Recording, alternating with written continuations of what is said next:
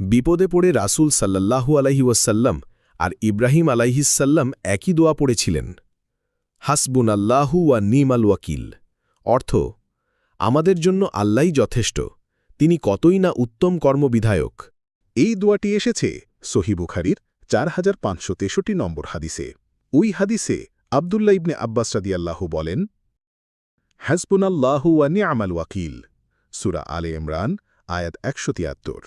এই কথাটি হযরত ইব্রাহিম আলাইহিসসালাম বলেছিলেন যখন তাকে আগুনে নিক্ষেপ করা হয়েছিল, এবং রাসূলুল্লাহ সাল্লাল্লাহু আলাইহি ওয়াসাল্লাম বলেছিলেন যখন লোকেরা এসে তাকে বলেছিল, তোমাদের বিরুদ্ধে বিরাট সেনাদল একত্রিত হয়েছে, তাদেরকে ভয় করো। অর্থাৎ ইব্রাহিম আলাইহিসসালামকে যখন তার কওম আগুনে ফেলে জ্বালিয়ে মারতে চেয়েছিল, তখন তিনি বলেছিলেন, হাসবুনাল্লাহু ওয়া নি'মাল ওয়াকিল। আল্লাহ বলেন, কুলনা ইয়া নারু কুনি বারদু ওয়াসসালামান আলা ইব্রাহিম, অর্থ